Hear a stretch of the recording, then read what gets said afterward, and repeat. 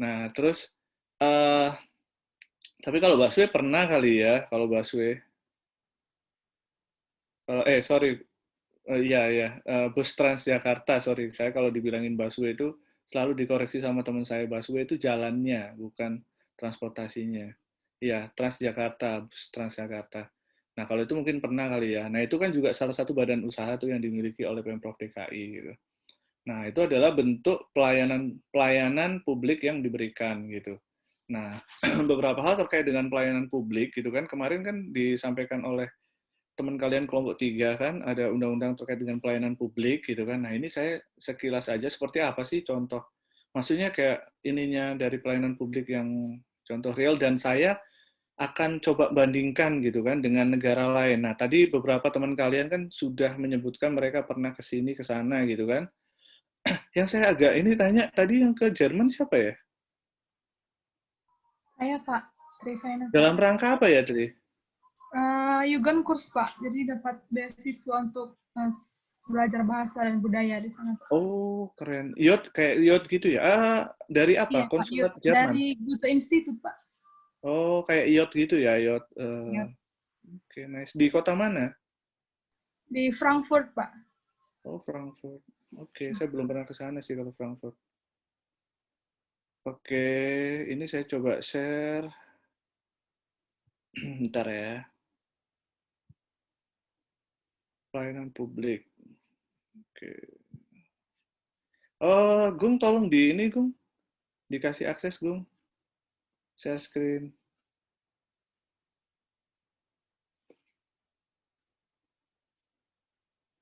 Oke, Gung.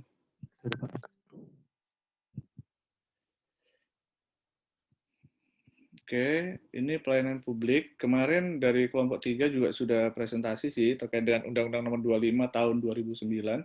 Ini kalau suara saya bermasalah tolong di ini ya, diinfokan aja ke saya.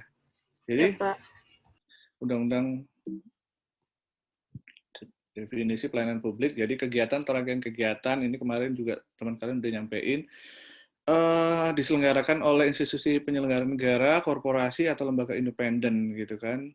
Terus pelaksananya adalah dibagi pelaksana dan juga penyelenggaranya. Nah, ruang lingkupnya itu terkait dengan barang publik atau dan jasa publik serta pelayanan administratif yang diatur dalam peraturan undang-undang. Dia lingkupnya banyak, mulai dari pendidikan, pengajaran, pekerjaan, dan usaha, dan sebagainya. Nah, asas-asasnya adalah ada banyak nih, ada kepentingan umum, kepastian hukum, keseimbangan hak, dan pelayanan. Jadi beberapa hal ini itu sebenarnya menjadi standar dalam memberikan pelayanan publik. Sehingga kemarin kan kita bahas nih, ada salah satu institusi atau organisasi yang menangani pengaduan pelayanan publik. Ingat nggak apa?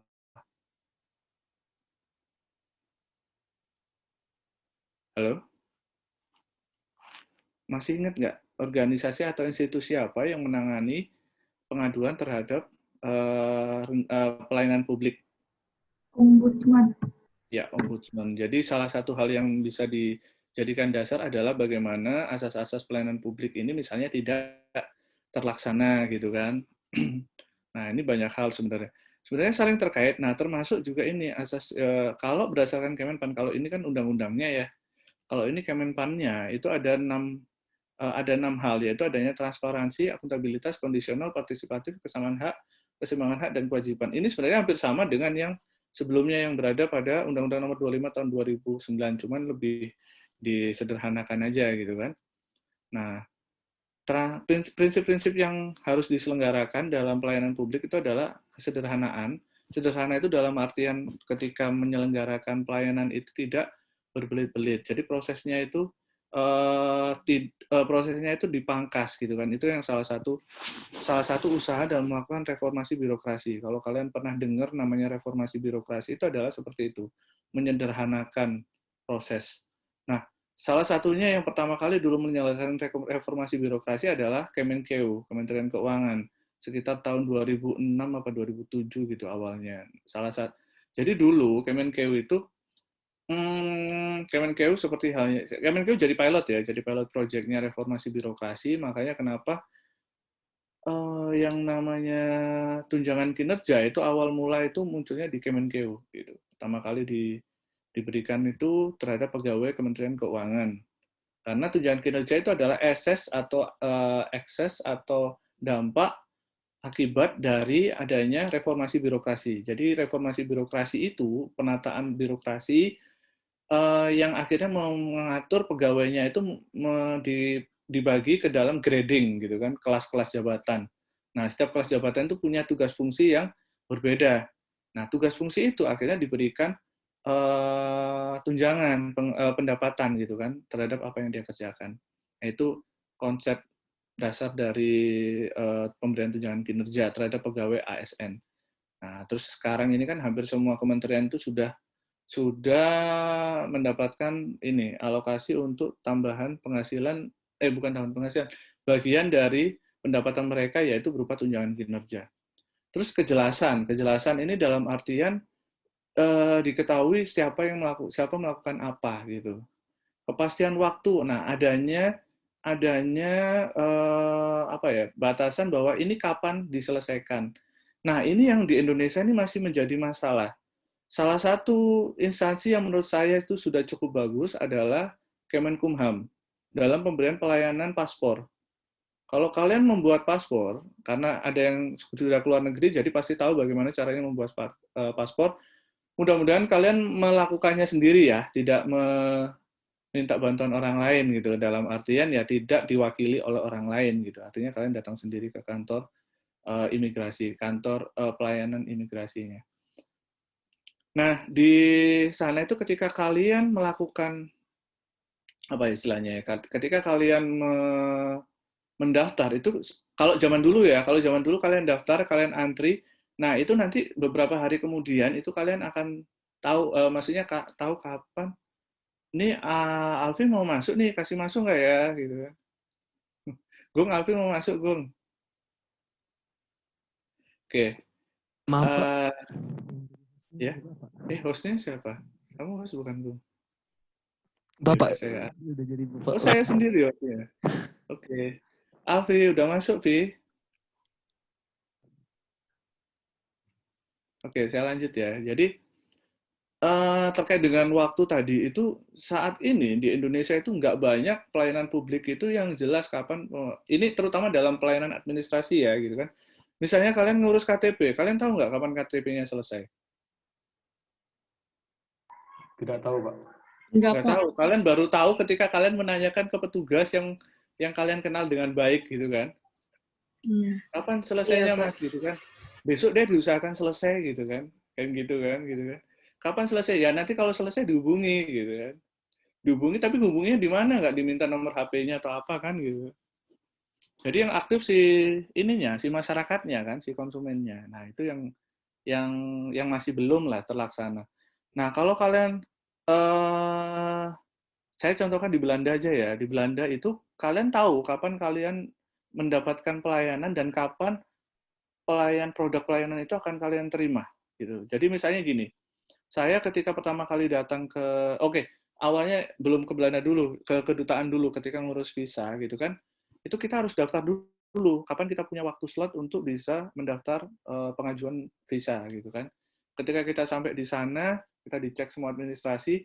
Nah, habis itu kita diinformasikan ini selesainya 2 hari lagi gitu kan. Jadi 2 hari lagi itu adalah standar waktu yang memang diberikan oleh mereka. Jadi itu bisa dipercepat, itu bisa lebih cepat, tapi tidak bisa lebih lama kecuali ada hal-hal khusus. Maksudnya gini, misalnya jangka waktu 2 hari ya, 2 hari itu adalah standar ideal gitu kan penyerahan produk pelayanannya.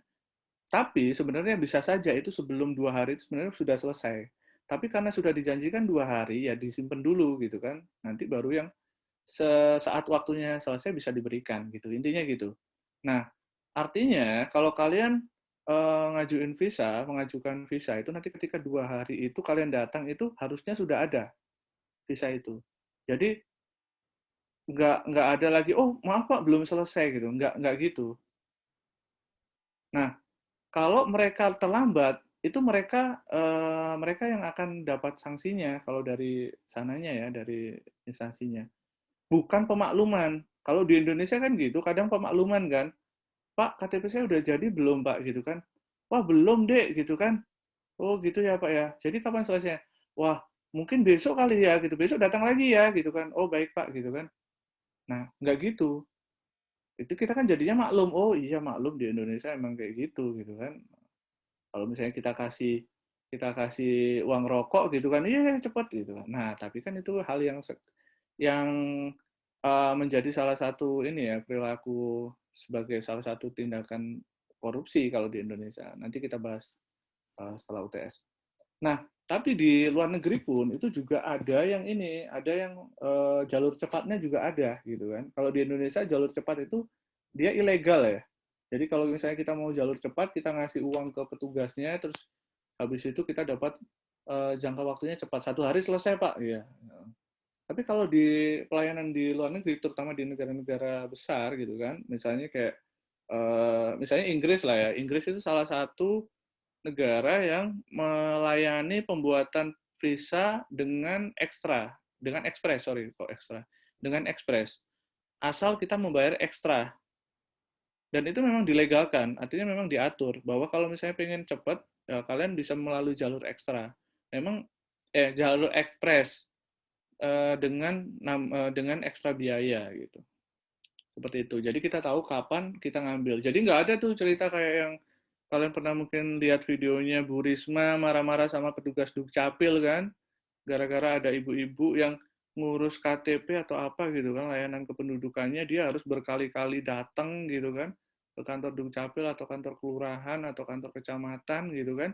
Dia yang sebagai buruh cuci, artinya buruh cuci itu berarti dia bukan bulanan gajinya, tapi berdasarkan apa yang dia lakukan saat itu. Artinya kalau dia meluangkan waktunya untuk ngurus layanan kependudukan tadi, 1 harinya itu hilang gitu. Artinya dia tidak mendapatkan penghasilan di hari itu karena ngurusin itu.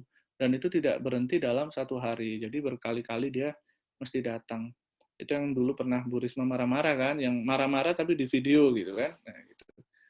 Nah, yang berikutnya kemarin yang ada nenek-nenek yang ngurusin surat kematian gitu kan, masih di Surabaya juga gitu kan.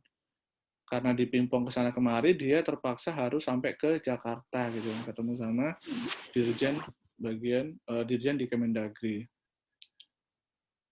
Nah, itu masalah kepastian waktu. Kalau akurasi itu artinya produk yang diinginkan itu tepat gitu kan, sesuai dengan yang diinginkan oleh konsumen. Keamanan, data-data yang ada itu tidak bocor. Nah, kalau yang beberapa hal kemarin kan sempat viral data kependudukan kita bocor. Salah satunya juga yang masih menjadi teori konspirasi adalah gitu kan EKTP, data EKTP Indonesia pun juga saya sebenarnya pengen bahas lebih jauh, cuman ini memang agak konfidensial gitu kan. Cuman saya sedikit tahu gitu. Jadi, cuman saya kasih spoiler aja. Jadi di Indonesia yang pegang akses terhadap data kependudukan, kayak apa ya, katakanlah itu kayak semacam kunci lah gitu. Itu kalau nggak salah ada 2. Satu itu dipegang oleh Kemendagri. Saya lupa, 2 atau 3 gitu. Pokoknya satunya Kemendagri, satunya apa saya lupa. Dan satunya itu adalah si pembuat aplikasinya, pembuat programnya. Dan itu kalau kalian pernah dengar ketika kasus korupsi EKTP itu ramai, si pembuat ini diinfokan meninggal di Amerika, ditembak. Gitu. Oke. Keamanan, terus habis itu tanggung jawab, jelas ya, kelengkapan sarana prasarana, oke, kemudahan akses. Nah, kemudahan akses ini yang Indonesia sudah berbenah ke arah sana gitu kan. Ketika zaman dulu orang kalau dia pengen daftar itu tadi pelayanan paspor, itu dia harus datang ke kantor imigrasi. Nah, sekarang kemudian aksesnya itu melalui online dia bisa tahu kapan dia harus datang. Terus termasuk sekarang juga perpanjangan SIM itu juga bisa melalui online gitu kan. Jadi artinya kalian daftar dulu, kalian cetak dulu. Nah, habis itu kalian tinggal datang tapi tetap harus datang juga sih, tetap harus datang ke Samsat untuk dilengkapi dengan surat kesehatan dan juga foto dan sidik jari. Cuman setidaknya ketika kalian sudah bawa itu, kalian tidak perlu antri lagi gitu kan. Jadi kalian akan lebih cepat dilayani. Kedisiplinan, kesopanan, dan keramahan, oke, ini masih tergantung orangnya ya, kalau masalah kedisiplinan, kesopanan, dan keramahan. Dan kita tahu bahwa ini adalah salah satu yang membuat beda antara instansi pemerintah dan instansi swasta, dan dulu kita pernah bahas adalah bagaimana masalah sopanan dan keramahan ini tuh menjadi salah satu pembedanya. Orang kalau datang ke bank itu harus melayani dengan baik. Ketika bank melayani tidak dengan baik, apa yang terjadi? Itu akan menjadi ekses buruk bagi si bank. Image jeleknya itu akan di blow up sama netizen gitu kan istilahnya, sama masyarakat. Dan itu berpengaruh terhadap mereka, terhadap bank itu gitu. Beda dengan kantor pemerintah. Kalau kantor pemerintah, misalnya kalian datang ke kantor kelurahan, terus si petugas kelurahannya tidak melayani dengan baik, gitu. Apa yang terjadi?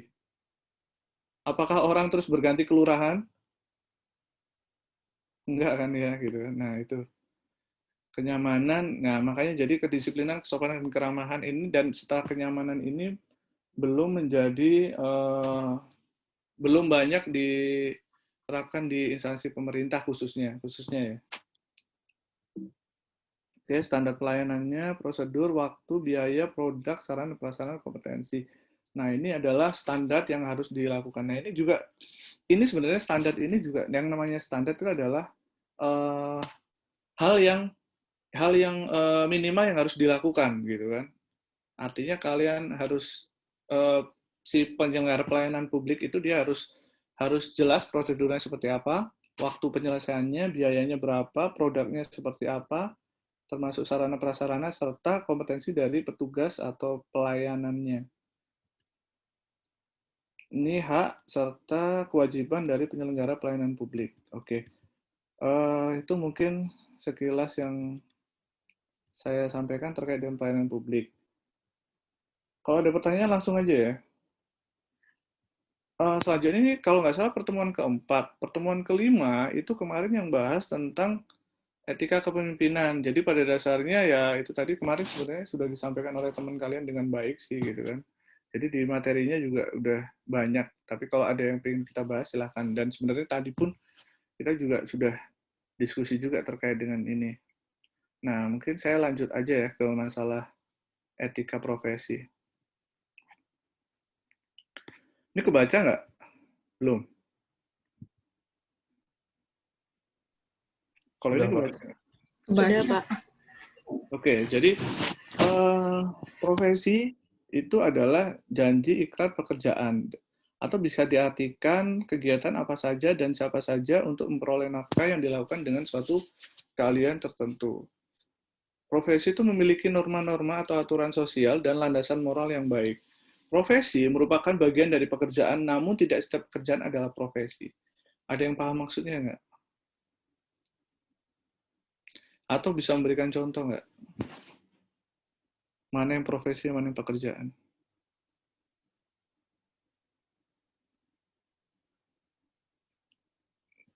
Nggak berani? Kalian bisa, cuman kalian sungkan aja ya.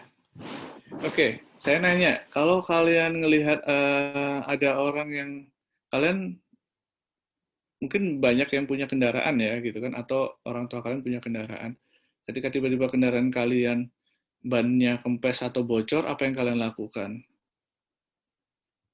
Atau bocor deh, bocor. Kalian kemana? Pergi Ke bengkel atau ke tukang tambal ban, Pak? Ke tukang tambal ban. Tukang tambal ban itu pekerjaan bukan? Iya, Iya, Pak. pekerjaan. Bukan.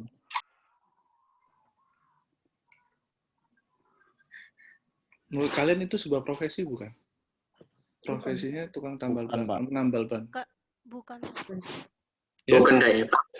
Bukan. Bukan profesi, Pak. Ini ciri-ciri profesi. Jadi di sini adanya pengetahuan khusus yang biasanya keahlian dan keterampilan ini dimiliki berkat pendidikan, pelatihan, dan pengalaman yang bertahun-tahun. Oke, yang pertama, apakah menambal ban itu perlu pengetahuan khusus? Bisa ya, bisa enggak. Oke, iya enggak? Iya, Pak. Ya, kalian bisa Iya. perhatikan bahwa itu perlu pengetahuan khusus, bisa juga bukan, Pak, gitu kan. Itu orang bisa aja tahu, gitu kan.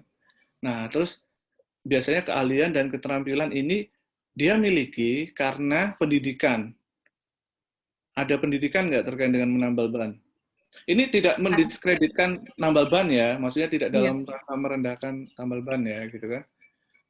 Ada pendidikan nggak yang perlu ditempuh untuk menjadi tunggang tambal ban? Tidak ada, Pak. Tidak, Tidak Pak. Nggak ada.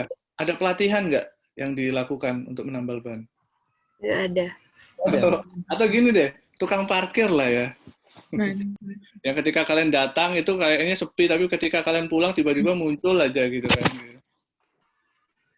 Oke, itu mereka pelatihan nggak? Ada pelatihannya nggak? Pelatihan cara memarkir kendaraan, pelatihan cara mengetahui mana kendaraan yang akan keluar gitu kan. Jadi sama-sama kendaraan keluar mana yang lebih didahulukan. Maksudnya gini, kan kalau sama-sama keluar gitu biasanya bingung nih tukang parkirnya gitu kan. Yang mana duluan nih gitu kan. Yang di ini. Perlu pengalaman nggak? Perlu bertahun-tahun orang jadi tukang parkir baru bisa jadi tukang parkir yang benar gitu. Atau jadi tukang tambal yang bagus. Nah, artinya dari sini aja kita bisa coret misalnya kan, oh berarti bukan.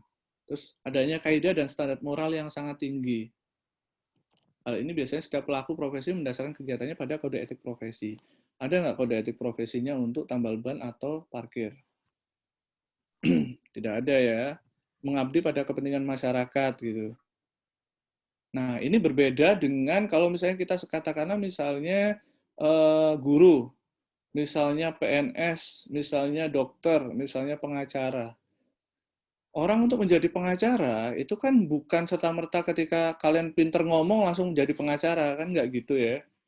Tapi pengacara itu bisa didapatkan ketika kalian mendapatkan pendidikan. Kalian belajar di Fakultas Hukum. Kalian mengikuti pelatihan pengacara. Jadi lulusan Fakultas Hukum aja belum tentu kalian bisa jadi pengacara kan? Tidak serta-merta kalian otomatis jadi pengacara gitu kan. Nah, artinya perlu pelatihan lagi, perlu sertifikasi lagi untuk menjadi pengacara. Dan itu juga nggak mudah. Kalian perlu praktek juga gitu kan, perlu praktek di lapangan, misalnya di pengadilan untuk mendapatkan lisensi pengacara kalian, misalnya gitu. Nah, adanya kaidah dan standar moral yang tinggi, hal ini biasanya dibuktikan dengan adanya kode etik profesi. Ada nggak kode etik profesi pengacara? Ada. Pengacara itu tidak boleh bla bla bla. Saya juga nggak hafal kalau pengacara. Dokter ada nggak kode etiknya? Ada kode etik dokter. Salah satunya yang saya hafal adalah dokter tidak boleh menyampaikan informasi kesehatan selain ke pasien atau keluarga pasien yang memang mendapatkan hak dari pasien tersebut gitu kan. Artinya nggak boleh tuh dikasih tahu, si bapak A itu panuan loh gitu kan. Oh, si ibu B itu ternyata ini loh punya kudis gitu kan. Itu nggak boleh kayak gitu. Mengabdi pada kepentingan masyarakat. Nah, ini yang dokter, pengacara, PNS gitu kan, guru, apalagi misalnya. Nah, itu mereka itu mengabdi kepada kepentingan masyarakat. Artinya sebenarnya harusnya kepentingan masyarakatlah yang lebih diutamakan gitu. Terus diperoleh melalui ujian kompetensi sertifikasi. Nah, ini tadi orang kalau kuliah kedokteran, fakultas kedokteran, lulus itu kan jadi esket ya. Esket. Itu kan belum tentu dia jadi dokter. Dia harus mengikuti yang namanya pendidikan dokter. Nah, itu yang namanya kompetensi atau sertifikasinya. Memiliki otonomi kerja sehingga terhindar dari intervensi luar. Oke, ini artinya dia tidak bisa diintervensi oleh pihak luar. Terus dia memiliki asosiasi profesional. Dokter itu ada asosiasinya, Ikatan Dokter Indonesia. Kalau PNS apa ya ikatan asosiasi profesionalnya? Ada yang tahu nggak? Kalau PNS. Gimana nih calon PNS? Calon ASN? Ikatan ASN Indonesia. IASNI. Apa? Atau Ikatan PNS Indonesia. IPNINSI gitu. Ada yang tahu nggak? Ada yang orang tuanya ya? Korps Pegawai Republik Indonesia itu. Ya betul. Apa singkatannya apa? Korpri, Pak. Korpri. Iya, ya itu makanya jadi identik.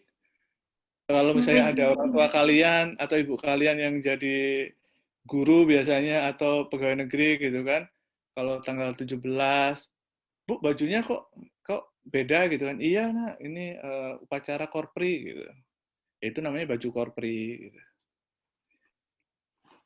Oke.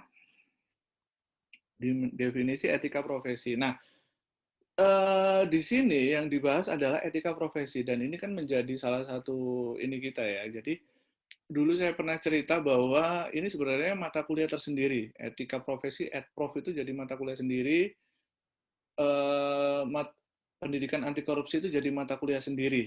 Dan etika profesi itu udah ada sejak dulu, udah lama kalau etika profesi. Kalau pendidikan anti korupsi itu memang baru-baru aja. Dalam artian gini, seingat saya, dulu ketika saya kuliah di D3 STAN itu nggak ada mata kuliah pendidikan anti korupsi. Itu nggak ada. Jadi artinya 2004 sampai dengan 2007 saya lulus, itu nggak ada mata kuliah ini. Baru ketika saya D4 2011 itu ada salah satu mata kuliah namanya Seminar Pemberantasan Korupsi, SPK. Nah, Seminar Pemberantasan, ini jangan coba disingkat ya, kalau SPK-nya ya.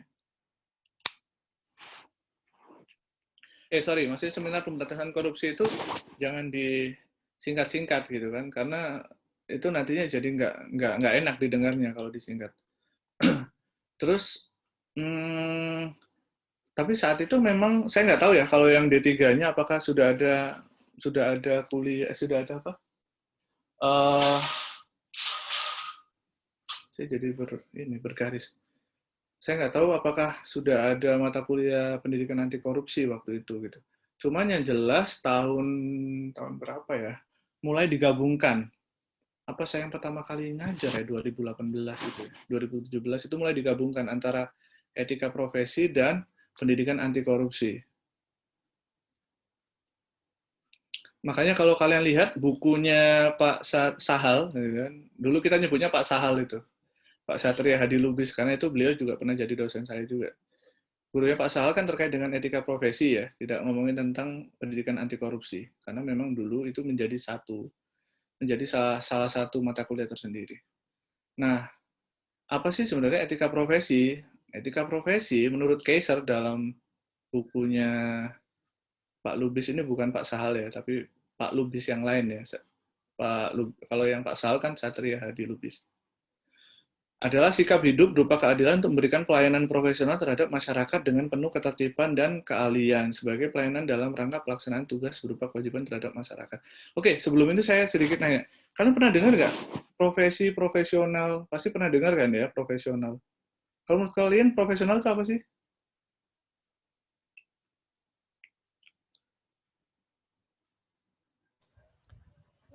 Izin menjawab, Pak. Ya. Suatu keahlian yang diperoleh dari pelatihan tertentu atau sekolah tertentu mungkin, Pak? Suatu keahlian, oke. Ada lagi?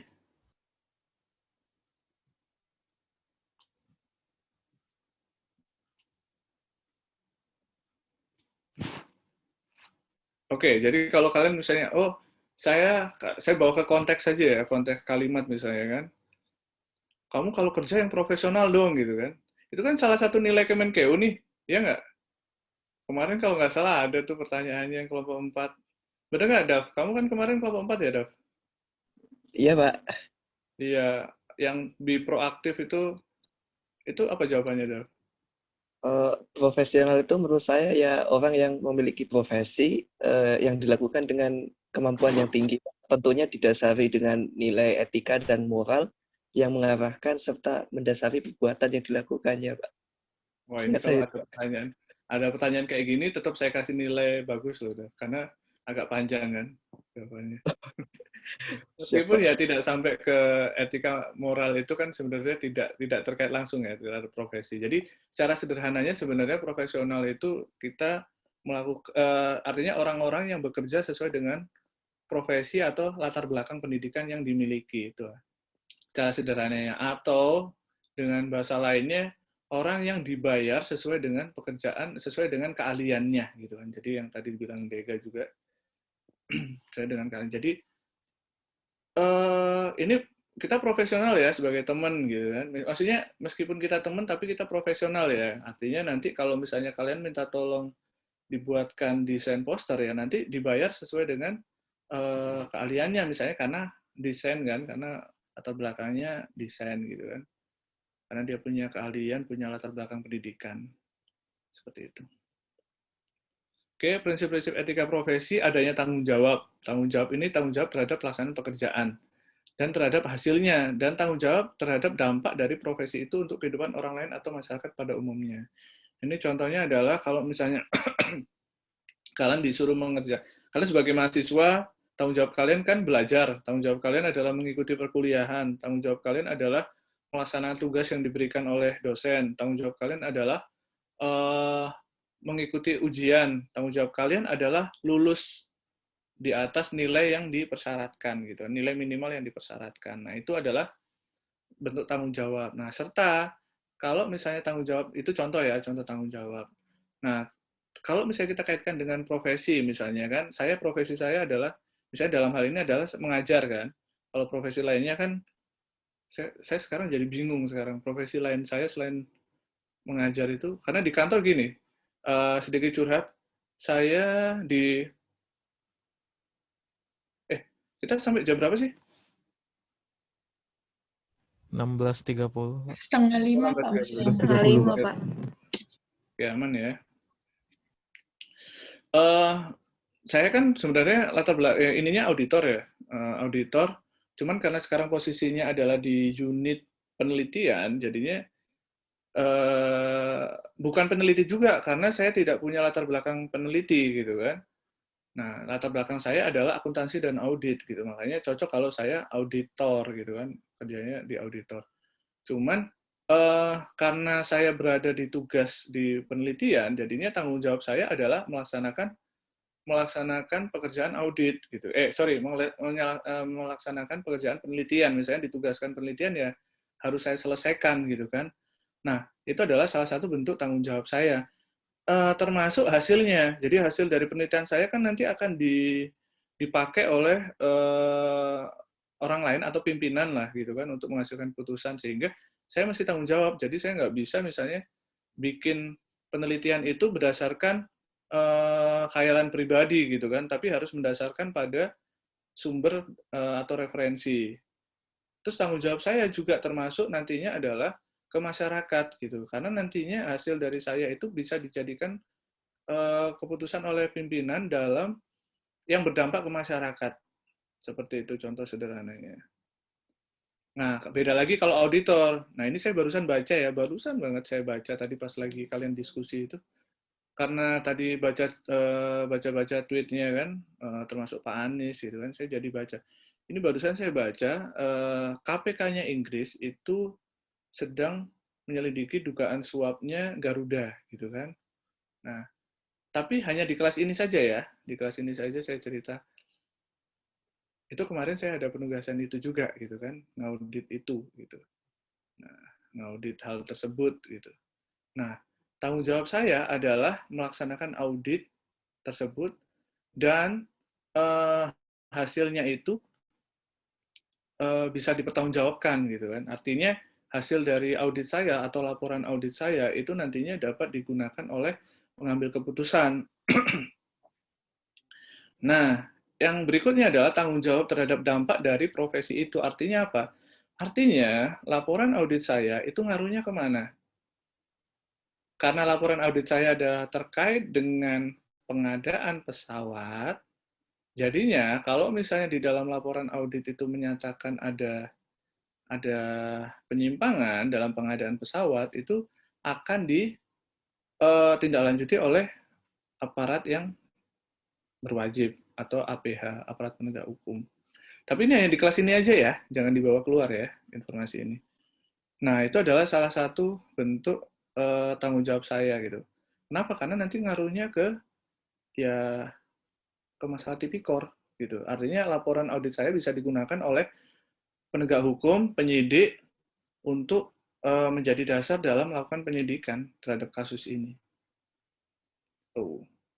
Dampaknya siapa? Dampaknya mantan direktur utama PT itu gitu kan, itu dijadikan tersangka. Mungkin sudah ditahan kali ya kalau nggak salah. Dampak keduanya apa? Dampak keduanya kemarin sempat heboh, tapi saya mungkin nggak akan bahas di sini.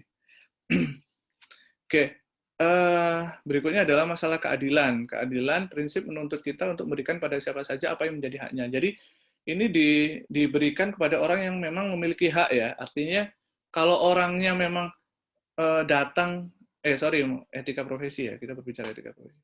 Jadi itu tadi, kalau misalnya yang minta audit saya adalah penegak hukum, jadi saya memberikan laporan audit saya ke penegak hukum. Kalau misalnya yang meminta saya melakukan audit adalah misalnya dalam hal ini suatu kementerian gitu kan, nah nanti laporannya adalah saya serahkan ke kementerian.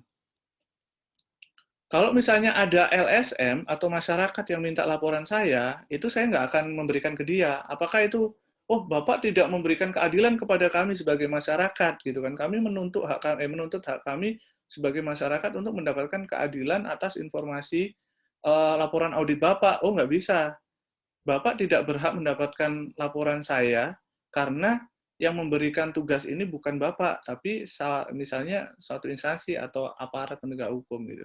Jadi kalau Bapak ingin mendapatkan hasil saya, Bapak silahkan datang ke kantor penegak hukum tersebut, gitu misalnya. Terus otonomi. Jadi ini tidak serta-merta ketika kita jadi auditor, terus laporan auditnya itu bisa dipakai oleh siapa saja, gitu. Enggak. Jadi hanya orang yang memang berhak saja yang mendapatkan laporan tersebut. Kalau misalnya nanti orang tersebut mau bagi ke orang lain, itu urusan mereka. Yang jelas bukan kita gitu yang memberikan. Karena itu jadi prinsip etika profesi. Terus otonominya, ya, seperti contohnya tadi ya, dokter tadi ya, dokter menangani pasien, pasiennya punya penyakit A gitu kan. Nah, yang berhak mengetahui informasi atas kesehatan tersebut hanya si pasien A gitu kan. Termasuk misalnya orang-orang yang memang memiliki hubungan. Contohnya misalnya anak bayi atau anak kecil gitu kan. Kalau misalnya ternyata didiagnosis ada penyakit, anak kecil itu dikasih tahu atau bayinya, Dek, kamu ada penyakit radang, Dek, gitu kan. Nggak juga gitu ya, makanya dikasih tahunya ke siapa? Ke orang tuanya. Jadi nggak hanya ke pasien aja, tapi termasuk ke keluarga terdekatnya atau pihak yang memang memiliki kaitan erat dengan si pasien. Gitu. Otonomi, prinsip ini menuntut agar setiap kaum profesional memiliki dan diberi kebebasan dalam menjalankan profesinya, tapi dibatasi tanggung jawab dan komitmen profesional dan tidak mengganggu kepentingan umum. Contohnya adalah misalnya kalau auditor lagi tugas, ya kita tidak boleh mencampuri dengan kayak misalnya, Pak, nanti yang diperiksa itu aja ya, yang ini nggak usah diperiksa karena ini saya Pak, calon mertua saya Pak, gitu kan. Oh nggak bisa gitu kan. Nah, terus begitu juga sebaliknya, kalau misalnya kita mau periksa, ya kita katakanlah yang harusnya yang diperiksa adalah si A, tapi kita pengennya si C. Kenapa si C? Dulu itu anaknya pernah nolak saya, Pak, makanya saya pengen periksa bapaknya ini, gitu kan. Jadi ada dendam nih ceritanya di sini. Nggak bisa, gitu. Oke. Terus misalnya, Pak, saya pengen meriksa si itu, Pak, gitu kan. Contohnya ya, contoh aja.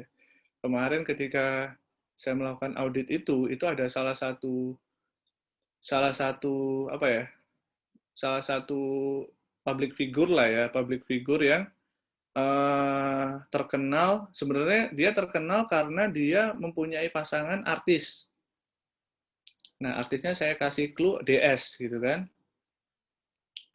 Nah, DS itu tapi tidak terkait dengan audit yang saya laksanakan, tapi kalau misalnya saya pengen periksa orang itu karena saya pengen terkenal, boleh kan Pak gitu? Ya nggak boleh kalau memang nggak ada kaitannya gitu kan.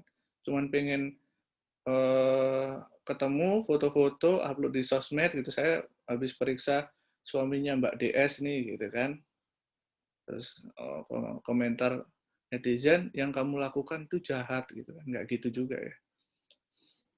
Oke, prinsip integritas moral yang tinggi, jadi ini komitmen pribadi untuk menjaga keluhuran profesi. Jadi memang harus disertai dengan integritas moral yang tinggi. Jadi yang tadi dibilang Dava gitu kan, ya ini Dav, jadi profesional itu terkait dengan moral dan etika, iya, semua hal itu memang terkait moral etika. Cuman terkait dengan masalah profesional itu tidak secara langsung membahas terkait dengan itu tadi ya, artinya secara profesionalnya.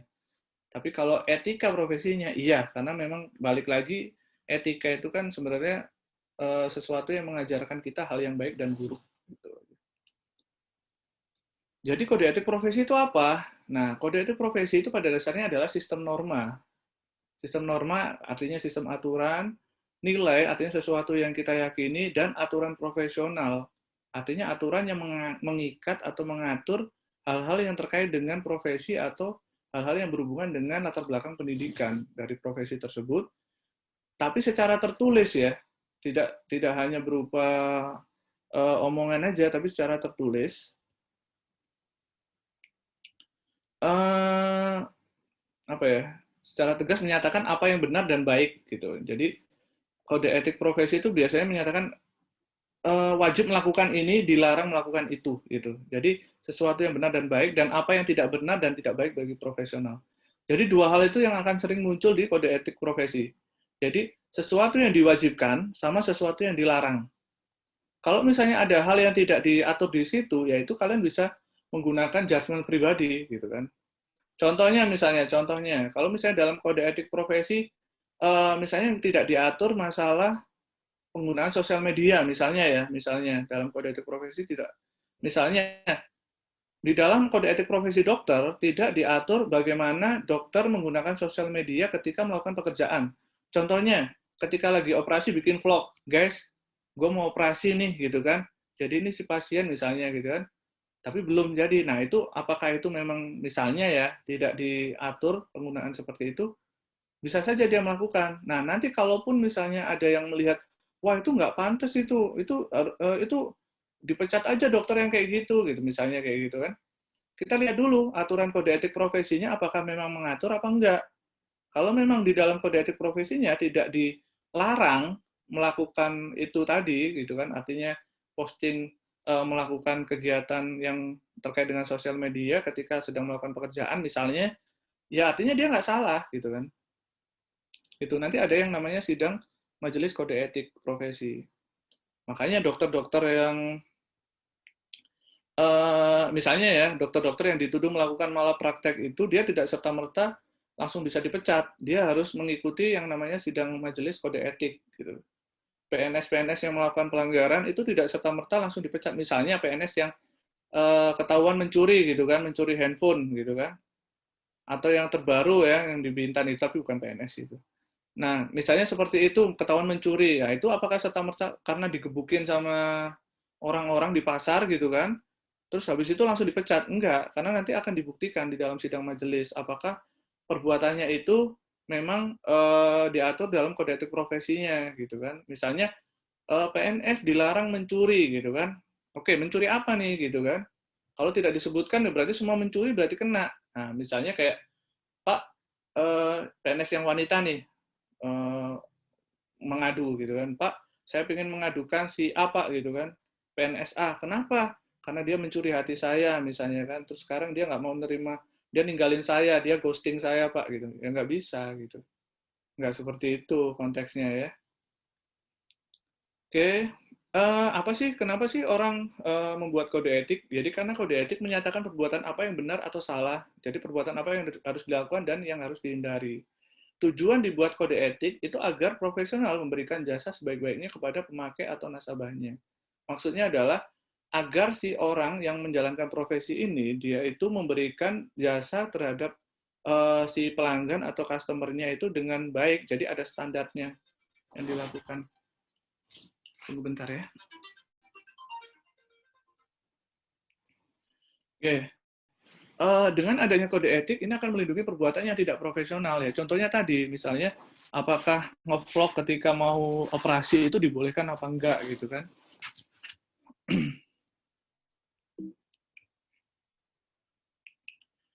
Oke, next fungsinya, jadi ada 3 fungsi dari kode etik profesi. 1 sebagai pedoman.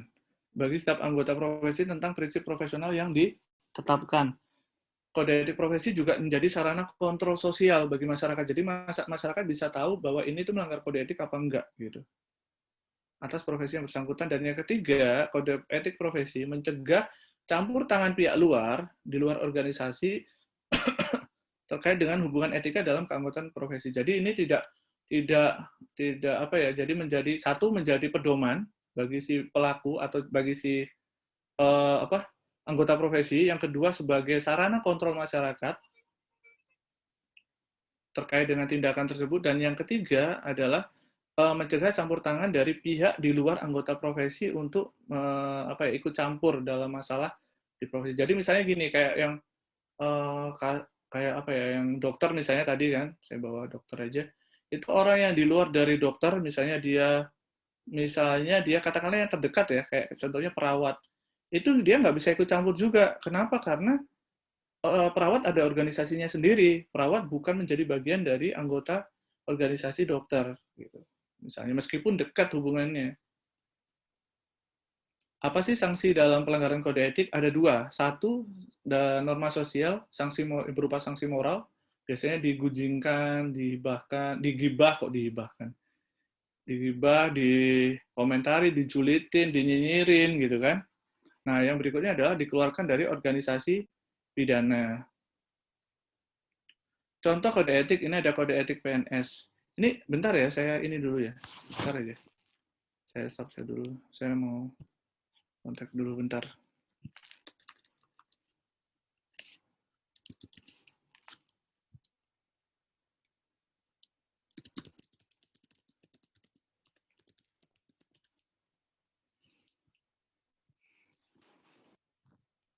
Oke. Tadi sampai mana ya?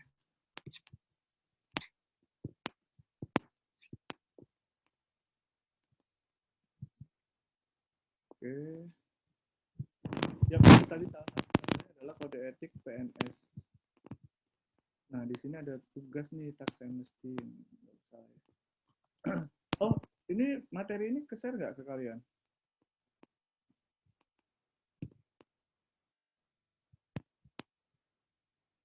Saya lupa udah ke-share belum? Oke. Jadi itu sekilas terkait dengan etika profesi. Kalau ada pertanyaan silakan aja ya.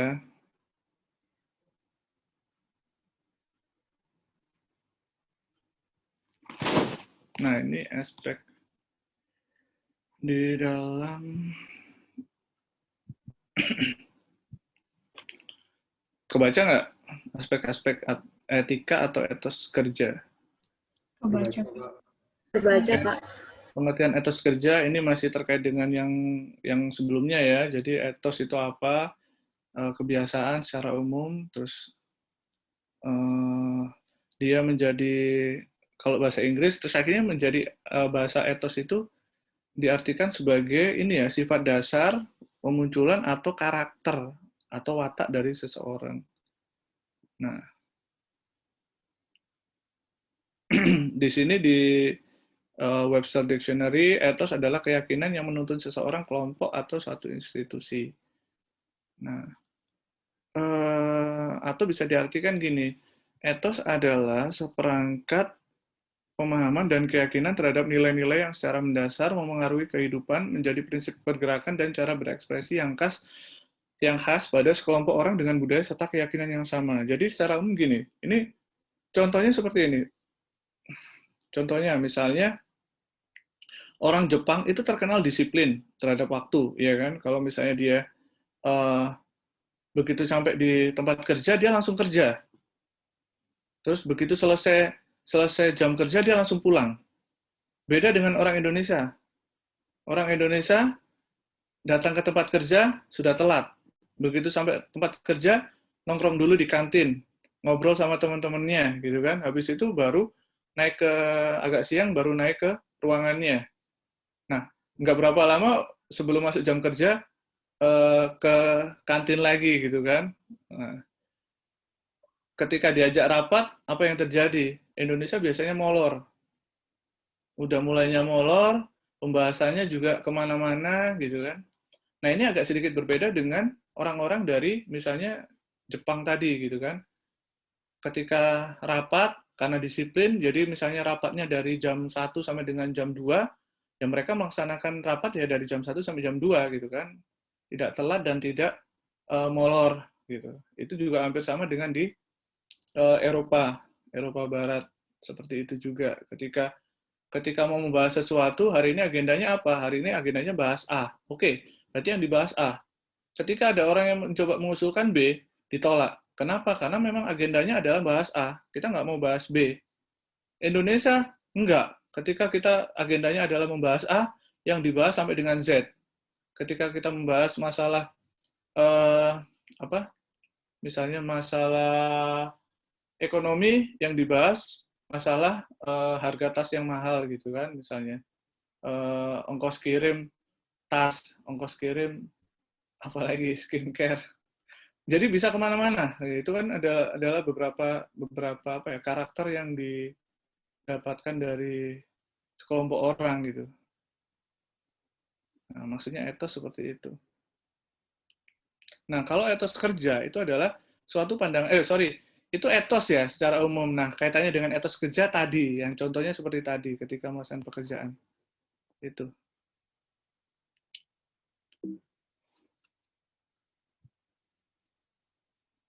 Johnson Sinamo ini kebetulan saya di kantor saya itu ada satu kegiatan namanya Library Cafe gitu kan.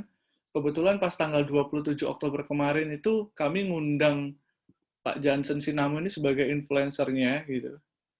Jadi memang dia itu dikenal sebagai guru etos Indonesia.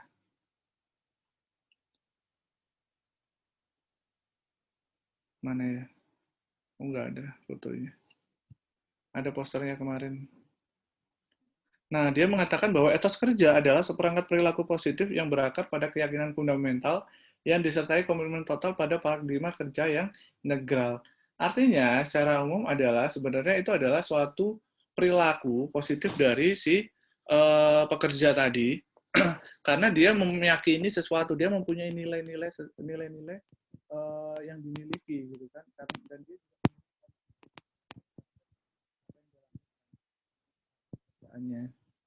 kesimpulan dari ada pengertian di atas tadi adalah, jadi etimologis etos kerja merupakan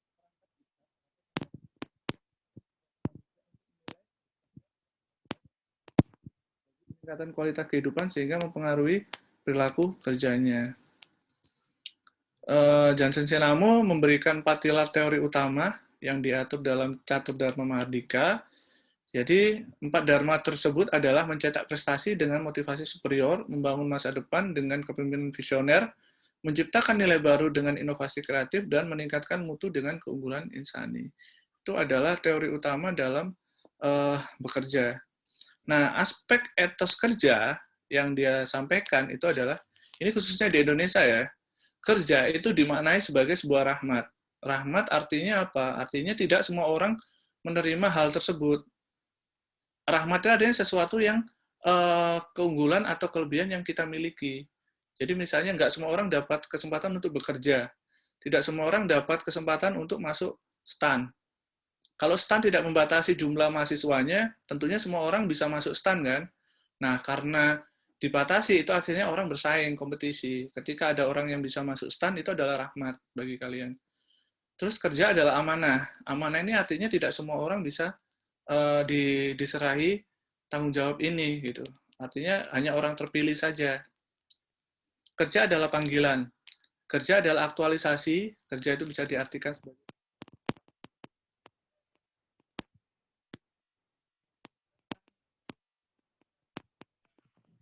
Maaf Pak, interupsi Pak, suaranya nggak terdengar Pak. putus-putus atau apa, Brin? Tadi tiba-tiba Nggak ada menghilang. suaranya, Pak. Kayak Tiba-tiba hilang, mendep Pak. gitu, Pak. Mungkin Kalau mic-nya sekarang? Sekarang Sudah lancar, ada Pak. Pak. Sudah, Udah Pak. jelas. Dari mana tadi? Terakhir. Dari yang itu Pak, apa namanya, setan, ada kuota-kuota itu Pak. Oh, kuota. Jadi itu adalah rahmat. Jadi terbatas gitu kan. Artinya Jadi orang yang mendapatkan kesempatan itu adalah orang yang diberikan rahmat gitu kan. Makanya orang yang bekerja itu tidak semua orang punya kesempatan untuk bekerja misalnya jadi PNS. Makanya orang yang bekerja jadi PNS itu merupakan rahmat bagi orang tersebut. Nah, kerja itu adalah amanah karena tidak semua orang itu mempunyai kesempatan itu, hanya orang-orang terpilih saja. Jadi ini adalah tanggung jawab yang harus dilakukan atau sorry. Yang ketiga, kerja adalah panggilan. Yang keempat, kerja adalah aktualisasi. Jadi sebagai bagian dari apa ya? Kegiatan kita gitu kan, sebagai bagian dari sesuatu yang kita sukai gitu. Kerja adalah ibadah. Ini paling banyak dijadikan pedoman dalam di masyarakat Indonesia gitu kan, karena kerja merupakan bagian dari ibadah. Terus kerja itu merupakan seni, karena seni itu artinya sesuatu yang khusus ya, bersifat khusus. Misalnya kayak tadi pekerjaan misalnya menjadi pengajar, menjadi guru itu tidak sama dengan pekerjaan menjadi dokter. Kerja itu merupakan kehormatan karena orang ketika jadi PNS itu dia cenderung dihormati oleh masyarakat sekitar gitu. Kerja itu adalah pelayanan. Nah, karena pada dasarnya kita itu memberikan pelayanan kepada orang lain, memberikan jasa kepada orang lain. Ini Anoraga juga menyatakan bahwa dalam bekerja itu adalah hakikat kehidupan manusia. Pekerjaan merupakan berkat Tuhan, ini hampir sama sih sebenarnya dengan yang disampaikan oleh Johnson Sinamo tadi. Kelima, indikator etos kerja, itu yang pertama menempatkan pandangan tentang kerja sebagai suatu hal yang luhur bagi eksistensi manusia. Kerja dirasakan sebagai aktivitas yang bermakna, ini seperti aktualisasi tadi. Kerja diayati sebagai suatu proses yang membutuhkan ketekunan dan sekaligus sarana yang penting dalam mewujudkan cita-cita. Nah, kerja dilakukan sebagai bentuk ibadah. Jadi pada dasarnya ini adalah hal-hal yang hampir mirip ya, bagaimana kita membangun etos kerja kita. Mengapa kita harus bekerja gitu, intinya gitu. Apa alasan kita bekerja. Nah, faktor-faktor yang mempengaruhi kenapa orang memiliki etika kerja yang berbeda gitu kan, salah satunya adalah agama. Agama itu adalah suatu sistem nilai yang memengaruhi atau menentukan pola hidup para penganutnya. Cara berpikir ini kayak misalnya tadi, kalau mungkin di beberapa agama, terutama misalnya di Islam itu kan disampaikan bahwa kerja itu adalah bagian dari ibadah gitu kan. Artinya kalian menganggap bahwa suatu pekerjaan itu adalah sebagai bentuk ibadah juga terhadap Tuhan. Terus di beberapa penelitian mengatakan ada korelasi positif antara kepercayaan tertentu dengan kemajuan ekonomi. Artinya orang yang memiliki kepercayaan terhadap suatu agama itu perekonomiannya maju. Gitu. Etos kerja terkait dengan sikap mental, tekad, dan semangat kerja. Sikap ini dibentuk oleh orientasi nilai budaya yang sebagian besar bersumber dari agama atau sistem kepercayaan yang ada. Nah, itu berarti menunjukkan ada kaitan antara faktor agama dengan seseorang memiliki etos kerja. Budaya pun juga memiliki pengaruh gitu kan, karena pada dasarnya kualitas kerja ditentukan oleh bagaimana budaya masyarakat dalam berorientasi nilai-nilai budaya tersebut. Hasil studinya bahwa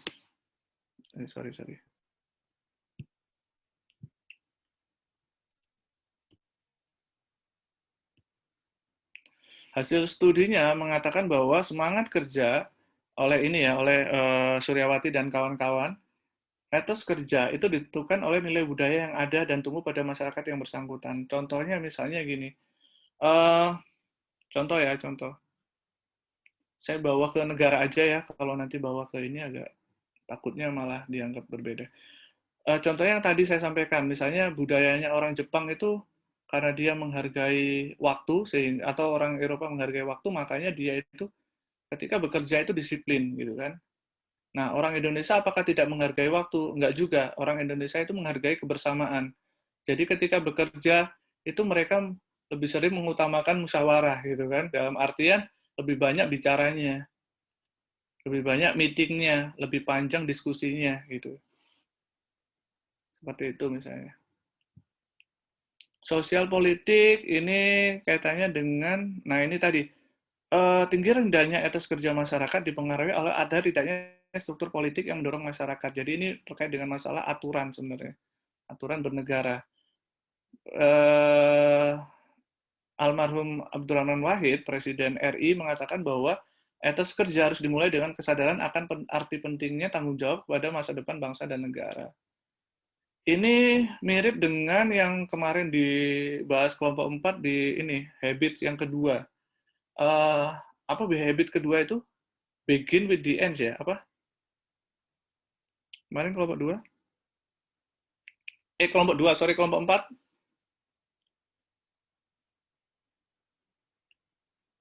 Habit keduanya apa kemarin?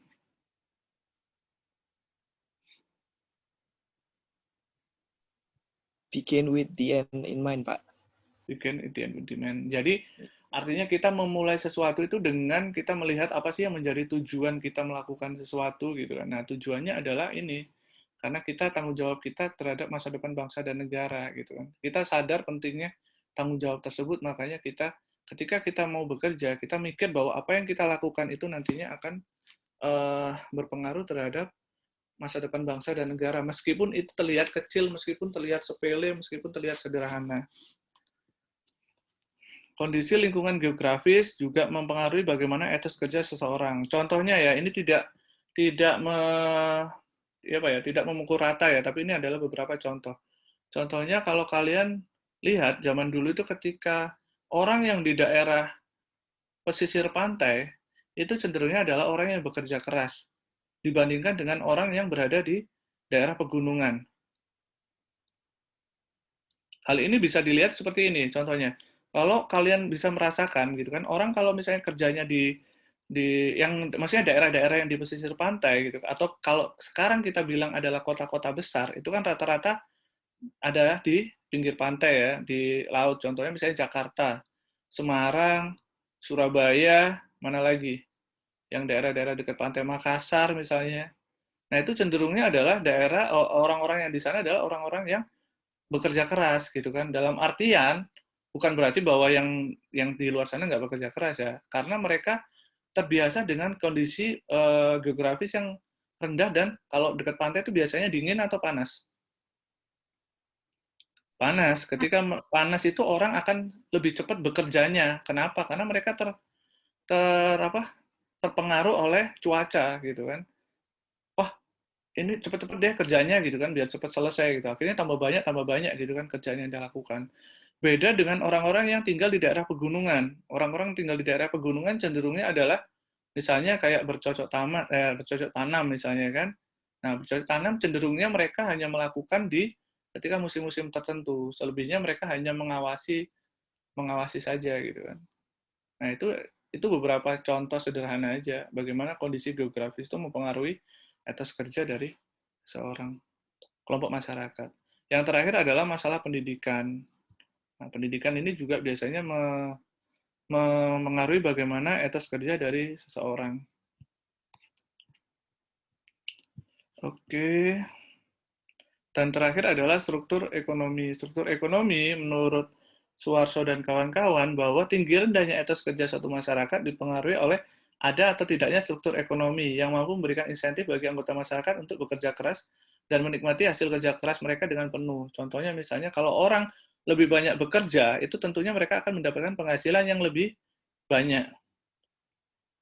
Nah, itu yang akhirnya menjadi pembeda bagaimana sebuah negara itu menganut sistem perekonomiannya. Gitu. Misalnya kayak negara yang menganut kapitalis, itu mereka melihat bahwa orang yang lebih banyak bekerja itu tentunya akan mendapatkan upah yang lebih banyak. Gitu. Oke.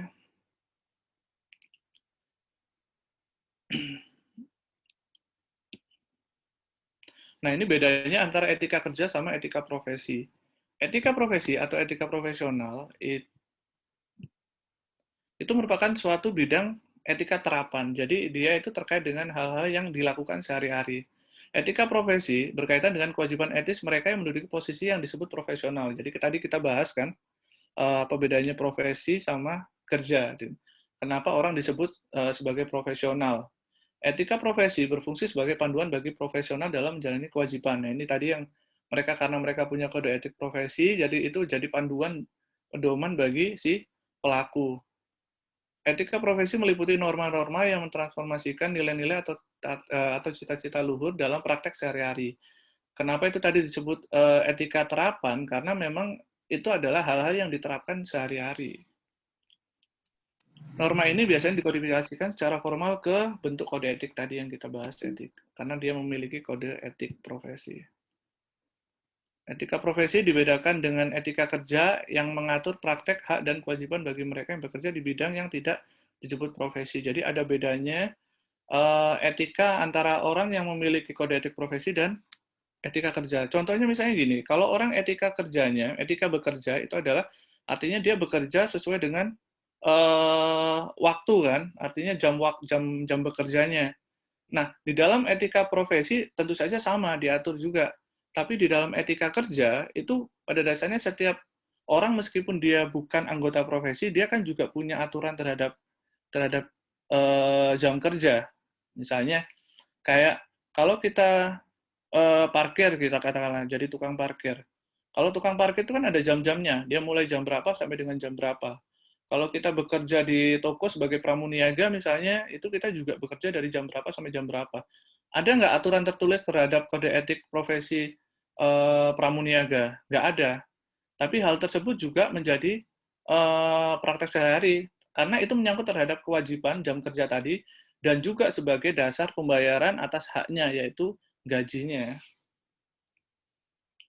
Di sini disebutkan ya, bahwa kalau yang profesi itu berarti dia profesional, kalau yang hanya bekerja saja yang tidak terkait dengan profesi, dia non-profesional. Makanya di sini disebutkan non-profesional adalah pegawai atau pekerja biasa dan dianggap kurang memiliki otonom dan kekuasaan atau kemampuan profesional. Artinya tidak terkait dengan pendidikan yang dimilikinya. Dan dia tidak memiliki, tidak bisa dia tidak memiliki otonomi, artinya dia itu tidak memiliki hak penuh terhadap profesi pekerjaannya. Contohnya misalnya kayak pramuniaga tadi, bisa nggak dia ketika dia bekerja nggak boleh dicampuri oleh orang lain gitu kan, yang bukan pekerjanya, nggak bisa. Contohnya misalnya kayak katakanlah bosnya gitu kan, dia nggak punya hak khusus terhadap apa yang dia lakukan. Jadi dia mengikuti aturan yang diberikan oleh pemberi kerjanya. Sedangkan kalau yang profesi itu dia selain yang diberikan sama pemberi kerjanya, dia sendiri juga memiliki aturan dan itu harus diikuti oleh si pemberi kerjanya.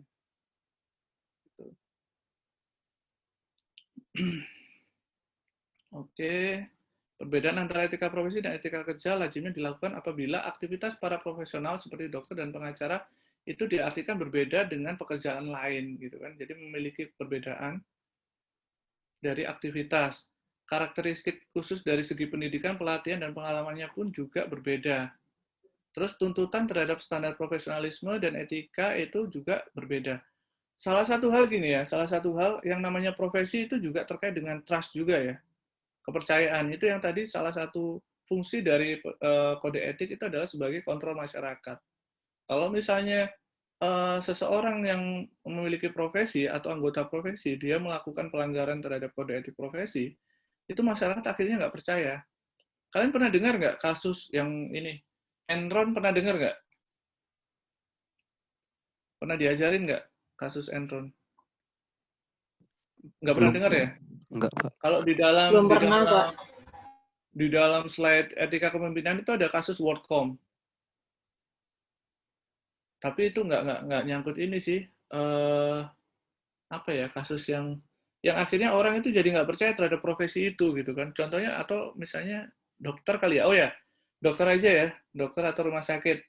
Ini kebetulan yang kemarin kita lagi rame nih, COVID misalnya kan. Banyak masyarakat akhirnya nggak percaya kan dengan COVID gitu kan. Kenapa? Karena mereka melihat ada sebuah praktek di mana COVID itu ternyata di pasien COVID itu tidak semuanya adalah pasien yang benar-benar COVID gitu kan. Ada beberapa yang mengatakan bahwa itu mereka dipaksa mengakui bahwa itu adalah pasien COVID misalnya kan. Ada informasi seperti itu, sehingga akhirnya membangun narasi, membuat orang-orang akhirnya tidak percaya bahwa COVID itu ada gitu. Orang nggak percaya lagi, dokter bilang, wah ini COVID, nggak percaya saya sama dokternya gitu kan, misalnya. Karena apa? Karena mungkin mereka melihat ada praktek yang menyalahi itu gitu. Dalam artian ada praktek yang menyimpang dari salah satu anggota profesinya. Karena pada dasarnya profesi-profesi ini adalah profesi yang terkait dengan trust, kepercayaan. Kenapa sih kalian kalau sakit pergi ke dokter? Saya tanya. Karena Kenapa nggak ke dokter dukun yang punya ilmu medis, Pak. Kenapa nggak ke dukun aja? Kurang percaya, Pak. Bukan Kurang bisa. percaya. Dokter lebih iya. memiliki ilmu Kalian- yang berdasar, Pak. Kalian lebih percaya sama dokter kan? Iya, Kalau Pak. kalian sakit kan. Nah, tapi kalau kalian pengen bangun sesuatu, kalian percaya dokter atau percaya sama ini? Apa sih namanya? Kok tadi saya mikirnya kontraksi ya? Oh, Kontraktor, Pak. kontraktor, ya Allah. Saya tadi mikirnya konstruktor gitu kan, bahasa Inggrisnya gitu. Kontraktor ya. Kalau kalian pengen bangun sesuatu, kalian lebih percaya dokter atau lebih percaya kontraktor? Kontraktor, Pak. Kontraktor, Pak. Karena dia memiliki pendidikan terhadap itu gitu kan. Seperti itulah gitu kan. Jadi terkait dengan trust. Oke, nah ini yang terakhir nih. Meskipun etika profesi dibedakan dari etika kerja, kerangka dan prinsip yang dicakup oleh etika profesi tetap dapat diberlakukan sebagai etika kerja, karena etika profesi mencakup prinsip-prinsip umum etika yang berlaku pada kehidupan profesi. Artinya itu dapat diterapkan pada bidang pekerjaan atau kehidupan yang lain. Artinya hal-hal yang diatur dalam etika profesi itu dapat dijadikan dasar oleh orang untuk menilai etika kerja seseorang. Contohnya misalnya dalam etika profesi, katakanlah ya, etika profesi auditor yang saya tahu ya. Kode etik profesi auditor itu mengatakan bahwa kita bekerja jujur, gitu, integritas gitu kan. Nah, apakah itu tidak bisa prinsip itu tidak bisa diterapkan di pekerjaan lainnya? Tentu saja bisa kan. Nah, itu yang dimaksud. Jadi beberapa prinsip atau aturan yang ada di etika profesi itu dapat dijadikan dasar atau aturan juga bagi pekerjaan lainnya, meskipun itu bukan profesi, bukan suatu profesi yang memiliki kode etik profesi. Artinya bisa diterapkan di pekerjaan lainnya, di luar dari profesi tersebut. PP 53 ini kalau nggak salah udah dibahas, artinya terkait dengan kewajiban PNS, kewajiban dan larangan. Jadi ada 17 kewajiban PNS dan ada 15 larangan PNS. PP 53 tahun 2010 terkait dengan disiplin PNS. Nilai dasar yang harus dijunjung tinggi, ketakwaan dan sebagainya sampai dengan semangat jiwa korps, macam-macam etika. Satu etos kerja Pancasila, jadi pemikirannya, nilai kerjanya itu dikaitkan dengan nilai-nilai yang ada di Pancasila. Etos kerja Muslim bagi yang Muslim, karena ini menyangkut agama.